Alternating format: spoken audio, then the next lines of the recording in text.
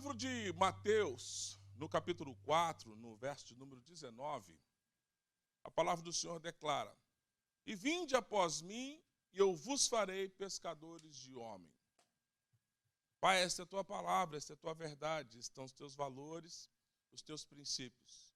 Nós cremos, Pai, que na tua palavra nós trazemos habitação para nossas vidas. E essa habitação da tua presença, a partir da tua palavra em nós, é o que transforma a nossa realidade, em nome de Jesus. Amém.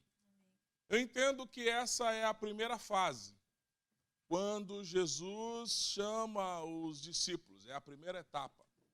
É a primeira parte de um processo, de uma vida, é ser chamado por Ele. Assim declara a palavra do Senhor, que não foi nós que o escolhemos, mas Ele que escolheu a nós. Essa é a sua declaração a respeito de quem nós somos. Ele não dá a nós nem o direito de escolher a Ele primeiro. Não, Ele nos ama primeiro do que nós conseguimos amá-lo. Então, a direção dele para as nossas vidas sempre será em primeiro plano. Então, eu entendo que aqui é o início de um processo. É um convite para um rompimento, é um convite para abrir mão de estruturas velhas. Então, é um início complicado. Quem já teve que empurrar um carro velho aqui sabe como que é isso. Você sair do lugar com ele, e às vezes você está com mulher e menino dentro do carro, e a mulher não consegue dirigir, não consegue engatar a segunda marcha e acelerar, e você fala: Jesus, ajuda, Senhor. E você fazer aquele carro funcionar, quem já passou por isso, Deus quer nem lembrar. Você tem que empurrar aquele carro, para ele sair da inércia dá muito trabalho. Para ele sair da posição que está, para chegar no momento em que ele vai funcionar, dá muito trabalho. Vai exigir de você muito esforço. E é nesse esforço que nós esbarramos, porque a proposta de Jesus é: vinde após mim, ou seja, é uma proposta de que eu vou precisar sair da onde eu estou. É um convite para sair do lugar que eu estou. É um convite de alguém que enxergou a minha vida de uma forma em que eu não vi. E ele sabe que, a partir desse momento, ele vai me ensinar novas coisas. Ele está dizendo para mim: não é para eu andar do lado dele, não é para eu andar à frente dele, mas é para eu andar depois dos passos dele. A palavra do Senhor declara que ele foi à frente preparar um lugar. Então ele está sempre no meu futuro. Então o convite e a palavra de Deus para nós, ela avança um tempo que eu ainda não estou vivendo. Amém? Você entende isso? Que a palavra de Deus, ela te coloca num tempo que você ainda não está vivendo, mas quando você olha para ela, você tem a certeza de que ela é uma liberação para o seu destino, é uma liberação para o seu futuro. Muitas vezes nós somos confrontados com essa palavra, por quê? Porque ela vai além da nossa realidade. Quando nós falamos sobre cura, no momento da palavra, você pode estar vivendo uma enfermidade. Então significa que essa palavra, ela vai além daquilo que você está vivendo, ou seja, ela avança o seu futuro. E quando ele disse: vinde após mim, eu vos farei, ou seja, a pretensão dele é estabelecer sobre você um novo modelo. É estabelecer sobre você uma nova ótica, ou seja, você enxergar a vida por um outro prisma. Que prisma? Por uma outra visão. Que visão? A visão de Deus a respeito das coisas. Porque Jesus está andando e dizendo das suas declarações, muito provavelmente pelos questionamentos dos discípulos, ele começa a declarar: não é assim que funciona. Por quê? Porque eu só faço aquilo que viu meu pai fazer. Então ele está dizendo para os discípulos que a visão dele não é a visão dele, mas é a visão de alguém que está à frente, ou seja, a visão do pai. Ele começa a andar, ele fala: não falo de mim mesmo, mas eu falo que ouviu meu pai falar. Ou seja, a ótica de ensinamento de Jesus, ela está sempre adiante, ou seja, ele viu de alguém e ele está dizendo para nós: repete o que eu faço, porque os resultados que estão sobre a minha vida, a partir de um certo momento, estarão sobre a vida de vocês. Porque essa é a proposta do Evangelho, é trazer umas novidade de vida. E a novidade de vida não é uma novidade de vida segundo a minha expectativa. Porque o que nos frustra é que nós temos um monte de expectativas pessoais que não são as expectativas de Deus acerca das coisas. E nós colocamos as nossas expectativas na conta de Deus, achando que Deus vai cumprir aquilo que está fora da sua verdade. Então eu preciso equalizar o que eu quero com aquilo que Deus quer, ou seja, a prioridade é o que Ele quer.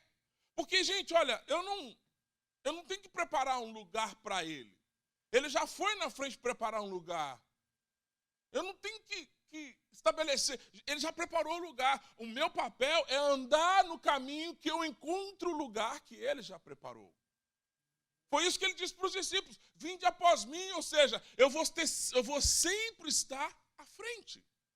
Eu vou sempre estar num caminho que você ainda não andou. Eu vou sempre estar à frente, dando direção a vocês de como se comportar. Então, essa é uma palavra de submissão. Ou seja, eu preciso compreender que ele tem uma missão. E se eu estou debaixo dela, eu sou honrado por ele, porque eu estou debaixo da missão dele. Então, entender isso leva tempo. Foi isso que aconteceu com os discípulos. Foi um tempo de caminhada, entre erros e acertos, entre situações complexas e dúvidas, medos, situações que surgiram no meio dessa caminhada, promovendo a expectativa de Deus acerca do ensinamento nos discípulos. É o que nós fazemos aqui, domingo após domingo. Nós ministramos uma palavra, na expectativa que essa palavra produza em você a certeza de que Deus continua cuidando das coisas. Que Deus continua sendo bom, Ele continua sendo Deus. E que Ele continua sendo quem Ele disse que é. E que eu vou me submeter à sua palavra, isso significa que eu estou andando após Ele. Esse é o grande dilema. E em Marcos capítulo 4, no verso de número 35, a palavra do Senhor declara: naquele mesmo dia, ao cair da tarde, pediu aos seus discípulos: passemos para a outra margem. É interessante porque é uma proposta, e essa proposta, e eu preciso que você entenda isso, se você não tem uma visão de destino, tudo que acontece no meio do caminho te faz desistir. Amém? Se você não sabe para onde vai, não adianta ter pressa. Não adianta ter pressa, não adianta. Você não está sabendo para onde estou indo, para que você está correndo então? Então Jesus ele fala assim: passemos para a outra margem. A primeira coisa que Deus faz é dar uma visão de destino. A palavra de Deus, ela te dá uma visão de destino. Ela diz: se você entrar debaixo dessa instrução, nós vamos alcançar outras posições. Ou seja, é sair do lugar, ou seja, aqui é um segundo estágio. Primeiro é vinde após mim. Depois, olha, nós vamos para uma nova fase. Nós vamos para um novo momento. Nós vamos para uma nova etapa. E é interessante porque se ele dá o destino, o meu papel é confiar que eu vou chegar lá. Sabe, o seu papel é confiar. Espera aí, se Deus disse que eu vou chegar lá, eu vou chegar lá.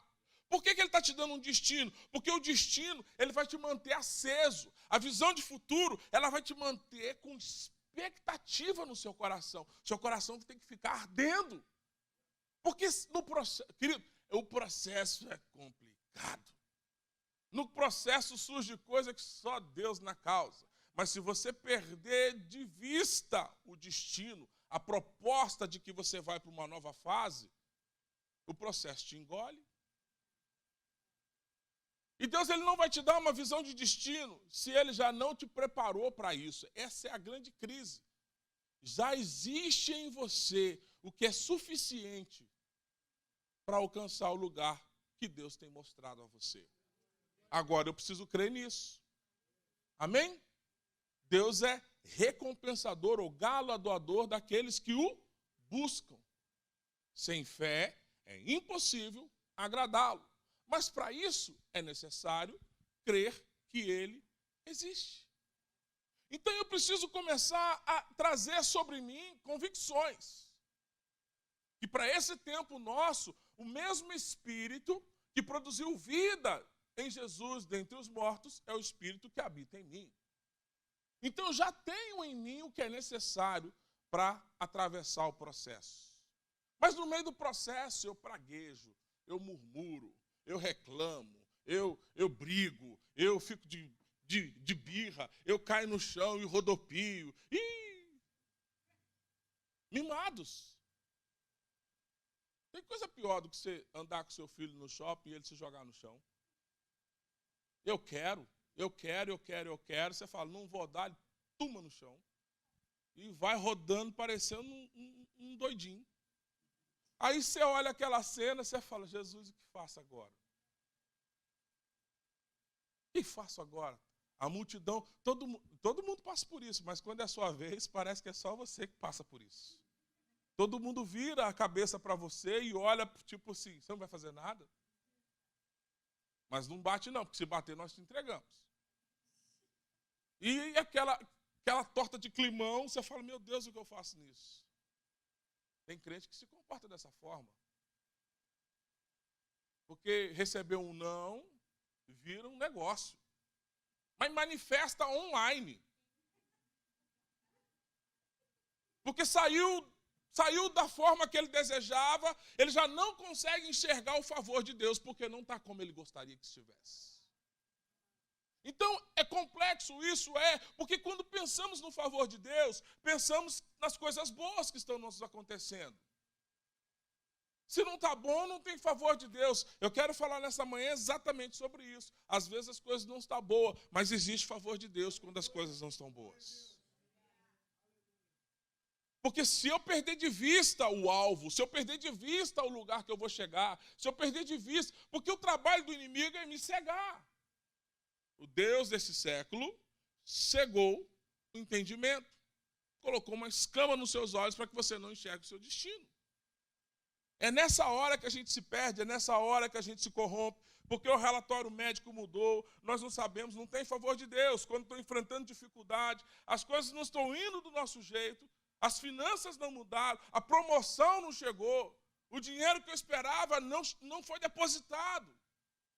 Eu já passo a enxergar que eu não tenho o favor de Deus. Então, esses obstáculos não significam que você não tem o favor de Deus.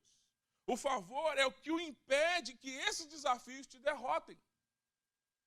O favor de Deus é justamente o impedimento para que isso venha te sucumbir. Se não morreu, querido, acredite, o favor de Deus está aí. Amém? Você está entendendo isso? Porque se a gente não entende isso, a gente se perde no meio da situação. Porque quando os discípulos foram convocados a Jesus, passemos, ele não falou, vocês irão passar sozinhos. Eu vou estar com vocês. Olha, a missão não é só nossa, a missão é dele. Passemos para a outra margem, ou seja, eu vou estar com vocês. Se eu vou estar com vocês, vocês precisam confiar que eu vou estar com vocês. Você precisa confiar que ainda que a coisa esteja fora de controle, nos seus olhos naturais, eu estou com vocês. Você precisa acreditar que parece que você está perdendo. Não, eu estou com vocês. Então, no meio da passagem, no meio da travessia, o mar ficou revolto. O primeiro questionamento é, vamos morrer aqui. Espera aí, ou eu confio ou não confio. Não tem meio termo. Então, Jesus, ele convocou os discípulos porque sabia que dentro deles já havia o que era necessário. Sabe quando você estuda, vai fazer a prova, você fala, meu Deus, não lembrei de nada. Deu um branco aqui, 2 mais 2, eu sabia quanto era, mas o que aconteceu? Eu não sei mais. Vai dando um desespero, vai dando uma angústia, aí o resto está todo comprometido. Os discípulos começaram a se desesperar, ou seja, deixaram de esperar. Quando você deixa de esperar, querido, aí você se compromete. Quando você deixa de esperar, é o desespero, você começa a se comprometer. Por quê? Porque você vai para a caixa de ferramenta do velho homem. Você vai para os artifícios que você já deveria ter abandonado na primeira proposta. Vinde após mim. Ou seja, abandone as ferramentas velhas. Abandone as práticas antigas. Abandone o que você viveu. Esquece a história. Esquecei das coisas que para trás ficaram. Mas vamos prosseguir para o alvo, a fim de conquistar as coisas que para também eu fui conquistado. Então, naquele momento, os discípulos se desesperaram e começaram a dizer, mestre, não te importa que perecemos? E ele descansando, dormindo. Quem é que dorme numa confusão dessa? Aquele que acredita que tem autoridade sobre as questões que aparentemente você não tem um controle. Amém? Querido, eu quero dizer para você, se você consegue dormir, não é porque às vezes tem gente que é desligadão da vida, né? O problema está aí, está comendo o pé dele, ele não tira o pé do lugar, não. Tira o pé do lugar. Então, o cupim vai lá e faz morada. Mas eu digo, nesses quesitos sobrenaturais. Aí Jesus acorda, aí repreende o vento e repreende o mar e faz tudo ficar calmo. E os discípulos se assustam dizendo, quem é esse? Meu Deus, 3 anos de jornada, e eles estão perguntando quem é.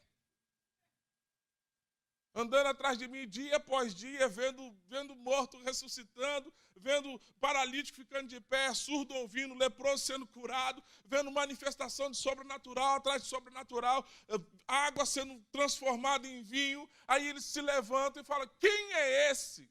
Parece mais com a gente do que a gente gostaria que parecesse. Deus, o Senhor é Deus mesmo? Será que o Senhor está aí? Deus, eu tenho poder para fazer isso? Os discípulos fizeram a mesma coisa. Quem é esse que até o vento e o mar lhes obedecem? A gente já sabe quem... Gente, olha a grandeza do que a gente pode viver hoje. A gente já sabe quem ele é. Eles não sabiam. Isso é bom para você ou é ruim? Nós já sabemos quem ele é. Nós já sabemos o que ele pode fazer. Eles estavam experimentando uma fase da vida deles e passaram por ela porque Jesus estava ali. Eu quero dizer para você, essa história pode ser parecida com a sua. A diferença é que você já sabe quem ele é. Amém? Você já sabe quem ele é. Aí Jesus levanta e fala, que povo de pequena fé é essa? O que você fez com tudo que eu ensinei? O que vocês vão fazer com tudo que vocês estão aprendendo? O que vocês vão fazer com toda a instrução que está sendo liberada? O que vocês estão fazendo com a prática? Como vocês estão colocando na prática aquilo que eu tenho instruído a vocês? Estão sucumbindo ou estão vivendo vitória? É interessante porque Jesus levanta ali e fala, soneca. Gente, acordar alguém é complicado, né? Sabe aquele cochilinho das 3 da tarde, quando você tem a oportunidade? Sabe, você senta no sofá fazendo de conta que vai assistir alguma coisa, o pescoço tomba e o celular toca do nada. Aí você acorda assustado. E aí, tudo bem? Tudo bem? Não, só para te dar um abraço. Não fez isso não. Não fez isso não, mas tá bom, receba um abraço. Mas você discerne que Jesus ele foi incomodado, ele levantou, porque ele devia estar cansado. Ele estava cansado. E ele sabia que os discípulos iam passar por uma situação. Me entenda que o tempo presente nosso é o passado para Deus. Mas ele só queria que os discípulos se manifestassem com o aprendizado. Deus só quer que você manifeste o que você aprendeu. Quando surgir situações, a palavra de Deus. É por isso que eu insisto e persevero. Gente, crente que não lê a Bíblia, esse está com sérios problemas. E quem não ora então, pastor? Jesus amado, abençoa, Senhor, com a tua misericórdia. Já não ora, já não lê a Bíblia, como tem coragem de dizer que é crente? Como é que você vai usar? As ferramentas estão aqui. Como que eu vou vencer as barreiras se eu não tenho ferramenta? Já tentou desmontar? Uma vez eu fui tentar mexer nesse projeto. Eu não sei quem foi que inventou o parafuso para isso. Não achei de jeito nenhum. Você tem. Tentei chave de tudo quanto é jeito. Aí arrumei uma gambiarra e deixei aí. Graças a Deus até hoje não caiu. Ninguém vai passar debaixo mais, né? O pastor falou que o negócio está de qualquer jeito aí. Eu acho que o Rafael já interviu aí, não sei, em algum momento. Porque eu não... Gente, é uma fenda que eu nunca vi na vida. Toda chave que eu experimentava não funcionava. Eu quero dizer para você, às vezes a gente está passando por dificuldades porque você não tem as ferramentas. Você não tem a palavra de Deus. Na hora da batalha, você não tem a arma para lutar. Surgiu uma situação, o que eu faço nisso? Eu preciso crer na palavra de Deus. Salmo capítulo 5, no versículo de número 12, olha o que ele declara aqui. Pois tu, Senhor, abençoará os justos. Você o rodeia com favor e como um escudo. Ou seja, ele não vem e vai. Ele está contigo nos bons tempos e nos tempos difíceis. Ele não é alguém que vem e vai. Ele é alguém que ele está comigo. A palavra do Senhor declara, eis que estarei convosco todos os dias. O dia está mal, Deus ele está comigo.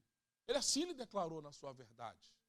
Amém? Então eu preciso crer nisso. Então quando os israelitas, olha só, quando os israelitas estavam indo para a terra prometida, eles vieram em direção ao Mar Vermelho. Você imagina, quando a gente lê a instrução aqui, parece que foi um dia de festa. A gente vai lendo a palavra, e aí o mar se abriu, e eles atravessaram a pés enxutos, aí você vai lendo.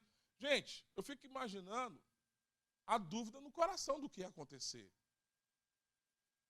Tanto é que chegou um momento e falou assim, Moisés, trouxeste-nos aqui para a gente morrer?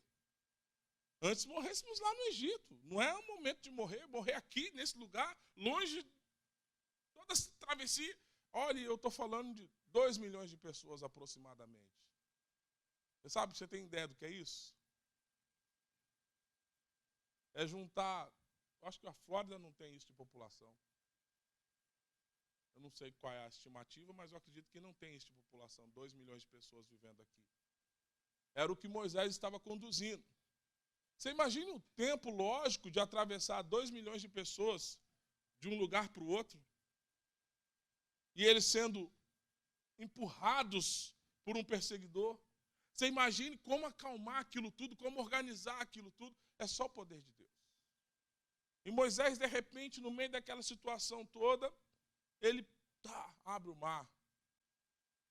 Você imagina atravessar aquilo, você olhar para as paredes de água, e você atravessar, você consegue se colocar naquele cenário?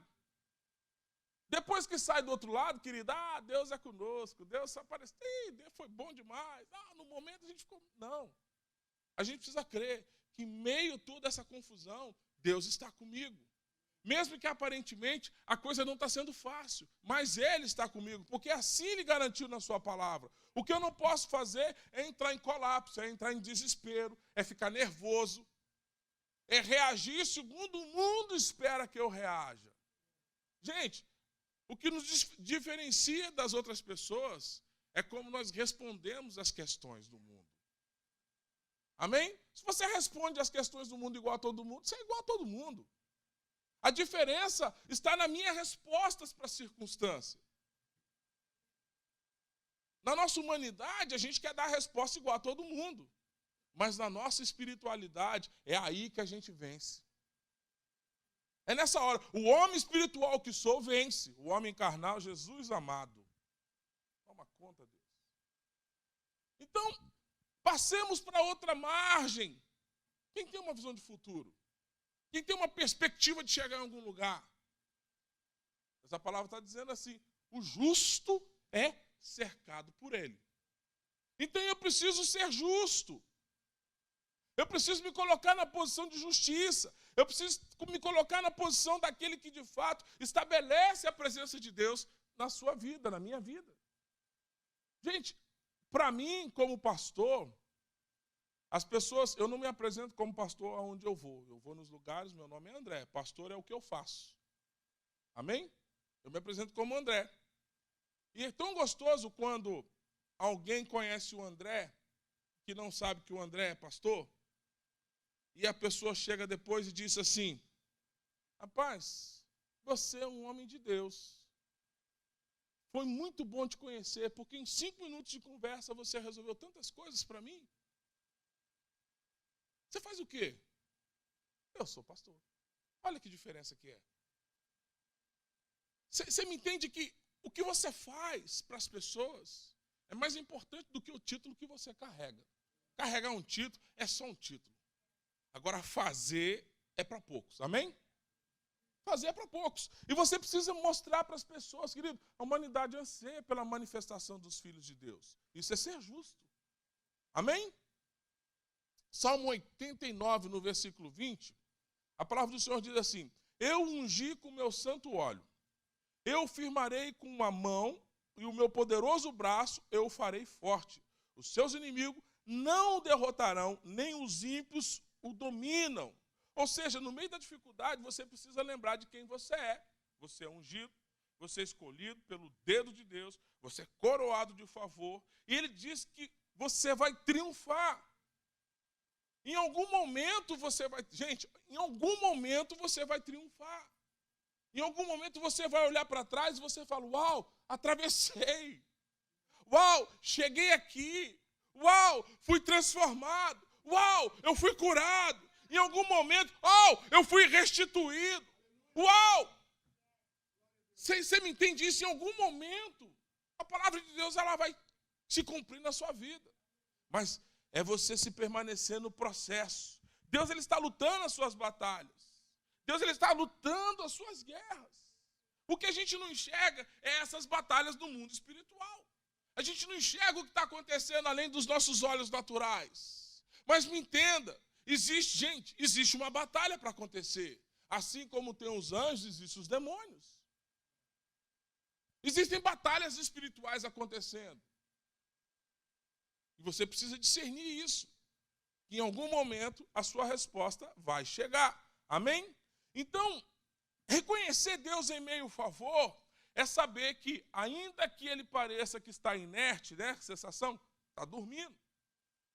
Chamou a gente para atravessar e dormiu. E a gente vai morrer aqui dentro. E a gente vai perecer aqui. E ele não vai fazer nada. Ele está esperando você reagir ou agir. O que nós somos, muitas vezes, é o que nos impede de alcançar as coisas. Nós somos reativos. O que nós temos que fazer é agir. Sabe? É agir. Às vezes a gente sai de casa e nem sequer abençoamos o nosso próprio dia. A gente sai de casa e nem consagramos o nosso dia, nem apresentamos o nosso dia. A gente vai. Aí quando vai surgindo os problemas é que eu começo a lembrar, meu Deus, nem orei hoje, nem abençoei meu dia hoje, nem abençoei minha casa, nem abençoei minha família, nem abençoei meus filhos, nem abençoei meu trabalho, entrei na minha empresa, nem liberei uma palavra de Deus nesse lugar. Porque é isso que vai fazer a diferença. É a certeza de que naquele momento Deus está com você. A gente não vai entender tudo que acontece. Quisera eu poder ter explicação para tudo. A gente não vai entender tudo que acontece. Mas uma coisa eu preciso crer de todo o meu coração, que Ele está comigo. Amém? Essa é a verdade da palavra de Deus. Em Êxodo capítulo 14, no verso de número 13, a palavra do Senhor declara, e Moisés disse ao povo, não temais, ficai e vede as grandes maravilhas do Senhor que Ele fará nesse dia para os egípcios, a quem você vê agora e não verá mais. Haverá um tempo que o perseguidor vai parar. Não é isso que ele diz para Josué? Josué, ninguém te poderá lhe resistir todos os dias. Assim como eu fui com Moisés, serei contigo. Haverá um tempo que o seu oponente vai precisar reconhecer o Deus que você serve. Isaac não cavava poço? E ele cavava, descobria lá o poço, cavava o poço, o inimigo vinha e entulhava. Ia para o segundo poço, vou cavar de novo. Cavava o poço, o inimigo vinha e entulhava. Ele cavou o terceiro poço, aí o inimigo falou, pai, a gente vai ficar jogando barro aí até quando? Porque todo poço que ele cavar vai dar água. Enquanto esse menino estiver fazendo buraco aí, vai brotar água. O que a gente precisa fazer é crer no Deus que ele tem, porque o Deus que ele tem é que faz a água brotar. Você me entende isso? Vai chegar uma hora que o inimigo vai olhar para você e falar assim, me apresenta esse Deus. Me faz conhecê-lo. Por quê? Porque eu vejo ele na sua vida. Sabe? Tem gente que vai precisar ver milagres na sua vida para poder entender que Deus é Deus. Aí você fala, pastor, então é por isso? Bem-vindo a tempo de milagre. Para a multidão, para testemunho que está em volta, olhando, reconhecer que existe um Deus na sua vida. Amém? Em Daniel capítulo 3, no versículo 25, aqui eu termino, a palavra do Senhor diz, olhai, vejo 4 homens andando no fogo, livres e lesos, e o quarto parece um filho dos deuses. Ou seja, é interessante entender que eles não sabiam que Deus os livraria. Eles suporam que isso pudesse acontecer. Eles disseram, olha, nós não vamos adorar esse Deus que você está dizendo para a gente adorar, a gente não vai se prostrar a isso. Aí o recado foi claro e duro. Ok, nós vamos mandar você para a fornalha. Aí ele fala assim, se Deus assim entender que é possível, que ele nos livre de lá. Mas se não livrar, a gente vai continuar sendo quem nós somos. Não vou me prostrar. Imagine a cara do faraó olhando para os meninos. Que molecada abusada. Agora foi o seguinte, esquenta para valer 7 vezes mais esse forno. Eles vão sapecar lá dentro. E os meninos foram. Caminhando eu vou para Canaã. Imagina? Caminhando eu vou para Canaã. Aí os meninos foram. Chegaram lá e o fogo sapecando. Eu fico imaginando. E eles conversando no meio do fogo. E aí? Como é que tá? Não estou sentindo nada, não. E as pessoas de fora falando assim, não mandamos 3? Por acaso já tinha alguém lá antes? Alguém que ficou responsável por acender o fogo, esqueceu de sair de lá? O que está acontecendo lá dentro? Aí alguém vai e olha e tenta chegar perto e ele não resiste à temperatura, porque não consegue chegar perto. Ele fala, olha, parece semelhante a um Deus o que está lá dentro. Sabe, mas a fé, ela não foi condicionada. Gente, a fé não foi condicionada a estar vivo. Eles não condicionaram a fé deles a sair de lá ileso. Eles entenderam que podia morrer no processo. Eles entenderam que podia pegar fogo no processo. Mas mesmo assim, Deus continuaria sendo Deus na vida deles. Sabe, a gente precisa ser mais perseverante. Porque não aconteceu o que você esperava, Deus continua sendo Deus. Porque a coisa parece que fugiu do trilho, Deus continua sendo Deus. Me entenda, em algum momento as pessoas vão olhar para você, ué, não era só um, eu estou vendo 2. Não era só um, não era só um casal, eu estou vendo uma família ali. Não era só um órfão, eu estou vendo um pai. Sabe, Deus continua sendo Deus. É Daniel fazendo cafuné na cabeça do leão. Xelim, xelim. E o faraó jejuando. Faraó jejuando e orando a madrugada inteira. Quem deveria orar, estava descansando. E quem queria ver a coisa pegando fogo, estava orando. Oh, Deus de Daniel. Não sei nem como orar, Deus de Daniel, mas se eu puder fazer alguma coisa, faça alguma coisa. De manhã foi o primeiro que correu. O primeiro que chegou lá e falou, que bobagem que eu fiz. Quando tirou, abriu a porta, Daniel, tchau, Thundercats.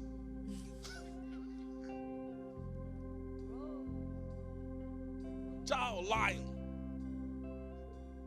Já tinha dado nome para os bichos tudo.